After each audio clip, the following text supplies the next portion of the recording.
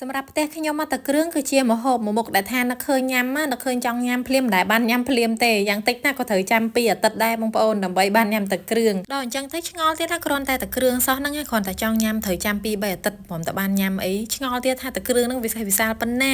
ាសម្រាប់អ្នកផ្ទះខ្ញុំណាបងប្អូនតែគ្រឿងហ្នឹងគឺវិសេសវិសាលខ្លាំងមែនតើណៃហើយបើថាតែគ្រឿងចង់ធ្វើម្ដង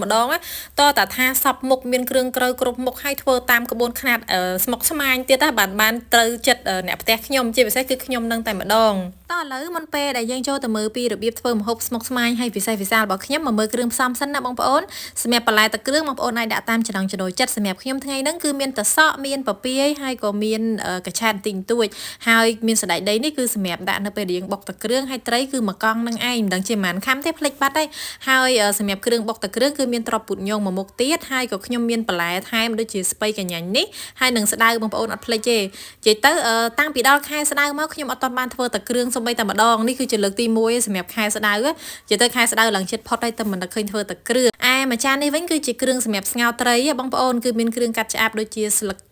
ក្រូចរំដេងហើយនឹងខ្ទឹមសហើយខ្ញុំមានត្រីមួយកង់នឹងឯងចំណែកឯគ្រឿងម្ទេសខ្ទឹមត្រប់ពុតញងនេះវិញគឺសម្រាប់ជាគ្រឿងយើងបុកជាមួយទឹកគ្រឿងអញ្ចឹងភ្លេចប្រាប់បងប្អូនសម្រាប់បុកទឹកគ្រឿងខ្ញុំថ្ងៃហ្នឹងគឺបុកទឹកគ្រឿងបាត់ដំបងណាបងប្អូនចឹងហើយគ្រឿងផ្សំនិងរបៀបធ្វើរៀងស្មុគស្មាញហើយយូរជាងទឹកគ្រឿងធម្មតាតែបន្តិចបន្តួចទេអញ្ចឹងគឺយើងបកខ្ទឹមសហើយនឹងម្ទេសនិងត្រប់ពុតញងនេះហើយយើងយកទៅលាងទឹកឲ្យស្អាតសិនទៅយើងយកទៅលីងណាបងប្អូនតែសម្រាប់ខ្ញុំអត់បានលីងទេព្រោះអីអត់សូវមានពេលឡើយចឹងហើយយើងដាក់ចូលទៅក្នុងម៉ាស៊ីនបំពងស្ងួតហ្នឹងតែ10នាទីទៅដាក់កម្ដៅ200អង្សាគឺមកល្មមតែម្ដងបន្ទាប់ពីយើងលីងត្រប់លីងអីនៅក្នុងម៉ាស៊ីនបំពងស្ងួតមិញហើយយើងយកត្រីមកស្ងោរណាសម្រាប់ត្រីស្ងោរយើងដាក់គ្រឿងកាត់ឆ្អាបទាំងអស់ដែលខ្ញុំបង្ហាញមិញណាបងប្អូនហើយយើងបន្ថែមអំបិលហើយនឹងប៊ីចេងដើម្បីយើងស្ងោរទៅឲ្យត្រីនឹងមានជាតិអញ្ចឹងណាហើយនៅពេលដែលស្ងោរនឹងយើងស្ងោរឲ្យឆ្អិនល្អតែម្ដងទៅហើយទុកឲ្យត្រជាក់ចាំយកមកបេះសម្រាប់ខ្ញុំចូលចិត្តប្រើត្រីឌៀបនឹងឯងមិនថាស្លនំបញ្ចុកឬក៏ស្លសំទោសឬក៏ធ្វើតែគ្រឿងនឹងទេដោយសារតែត្រីនឹងគឺអត់សូវមានឆ្អឹងហើយយើងស្រួលបេះបងប្អូននេះ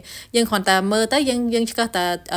ឆ្អឹងកន្លែងនេះតែ2 3ហ្នឹងទេគ្រាន់តែថាឆ្អឹងហ្នឹងធំតែវាស្នៅតែស្រួលបេះអញ្ចឹងហើយបានជាចូលចិត្តដាក់ត្រីហ្នឹងអញ្ចឹងណាអញ្ចឹងយើងបេះត្រីធ្វើម៉េចឲ្យអស់ឆ្អឹងទៅដើម្បីកុំឲ្យពេលបុកតែគ្រឿងទៅវាថា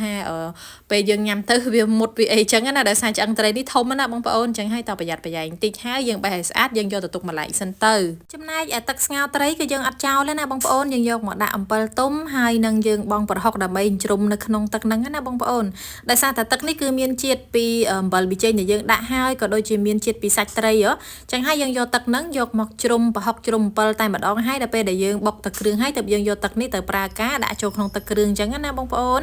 ត្រង់ហ្នឹងបើថាបានប្រហុកឈ្ងុយគឺថាទឹកគ្រឿងយើងនឹងតែឆ្ងាញ់ខ្លាំងហើយបងប្អូនឥឡូវទឹកហ្នឹងក៏រៀបចំរួចរាល់ហើយយកទៅទុកម្ល៉េះសិនទៅណាបងប្អូនសម្រាប់ត្រប់ពុតញងម្ទេសហើយនឹងខ្ទឹមគឺយើងយកមកបុកនៅក្នុងត្បាល់នេះមុនគេមកបុកឲ្យម៉ត់មកណាបងប្អូននិយាយទៅម៉ត់បានប៉ុណ្ណាប៉ុណ្ណឹងទៅបើសិនជាមិនសូវចូលចិត្តម៉ត់បងប្អូនបុកមកល្មមទៅបានហើយសម្រាប់ខ្ញុំគឺចូលចិត្តរៀងម៉ត់អញ្ចឹងណាបងប្អូនអញ្ចឹងគឺបុករៀងម៉ត់អស់លទ្ធភាពហើយទៅដាក់សាច់ត្រីចូលណាហើយពេលដាក់សាច់ត្រីចូលហ្នឹងគឺយើងអាចបន្ថែមគ្រឿងក្រៅនៅពេលហ្នឹងបានហើយអញ្ចឹងដោយសារសាច់ត្រីមិញយើងស្ងោរមានដាក់អំបិលខ្លះហើយនឹងប៊ីចេងខ្លះហើយណាអញ្ចឹងយើងថែមតែម្សៅស៊ុបហើយស្ករសតែប៉ុណ្្នឹងទេបន្ទាប់មកទៀតយើងបុកធូរមិនឲ្យចូ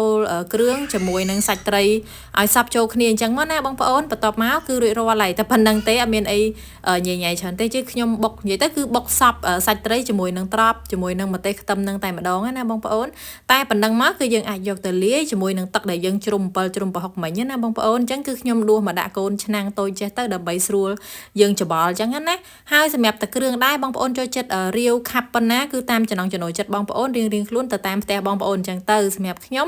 មិនរាវពេកក៏មិនខាប់ពេកដែរហើយសម្រាប់ទឹកដែលយើងជ្រុំប្រហុកនឹង7ហ្នឹងគឺយើងត្រូវយកមកត្រងបែបនេះណាមិនចាក់ចូលមកតែម្ដងណាបងប្អូនប្រយ័ត្នចូលឆ្អឹងប្រហុកឆ្អឹងអីកតិចកទីអីចឹងណាអញ្ចឹងយើងត្រងឲ្យស្អាតមកហើយយើងដាក់ទឹកចូលមកល្មមតាមដែលយើងចូលចិត្តខាប់រាវប៉ុណ្ណាគឺតាមចំណង់ចំណូលចិត្តរបស់យើងទៅហើយយើងអាចភ្លក់រសជាតិបន្ថែមអីតាមនឹងបានណាបងប្អូនសម្រាប់ខ្ញុំគឺប៉ុណ្ណឹងមកល្មមហើយជាចុងក្រោយគឺយើងបន្ថែមតែសណ្តែកដីហើយយើងបន្ថែមជីនេះគឺមានជីនឹងវងតិចទៅស្លឹកខ្ទឹមហើយនឹងជីរណាបន្តិចចឹងណាបងប្អូនបើបងប្អូនអត់ចូលចិត្តជីមិនបាច់ដាក់ក៏បានដែរយើងដាក់ត្រឹមតែសណ្តែកដីទៅគឺរួចរាល់ហើយសម្រាប់ខ្ញុំគឺសុំដាក់គ្រប់មុខចឹងតែម្ដង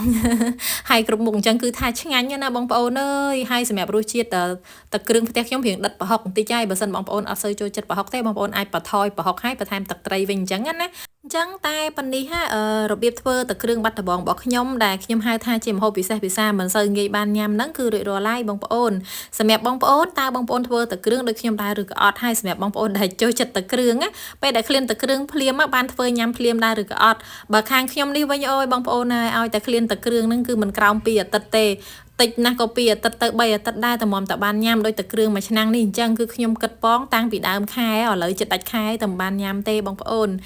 ហើយសម្រាប់វីដេអូរបស់ខ្ញុំមកដល់ត្រឹមហ្នឹងក៏បានដល់ទីបញ្ចប់ដែរបងប្អូនអរគុណច្រើនសម្រាប់ការតាមដានទស្សនាវីដេអូរបស់ខ្ញុំតាំងពីដើមរហូតដល់ចប់បងប្អូនដែលគាត់ស្រឡាញ់ចូលចិត្តបងប្អូនកុំភ្លេចជួយ follow page ឬក៏តាមដាន page ហ្នឹងម្នាក់មួយផងណាបងប្អូនហើយសម្រាប់បងប្អូនដែលគាត់ចង់មើលពីវិធីធ្វើម្ហូបងាយស្រួលជាងនេះណាបងប្អូនអាចចូលទៅក្នុង YouTube Channel របស់ខ្ញុំដែលមាន link នៅលើ profile នេះបានណាបងប្អូនអាច subscribe ទុកម្នាក់មួយទៅដើម្បីជាការងាយស្រួលនៅពេលដែលបងប្អូនចង់មើលពីវិធីធ្វើម្ហូបអរគុណច្រើនជួបគ្នានៅវីដេអូក្រោយជម្រាបលា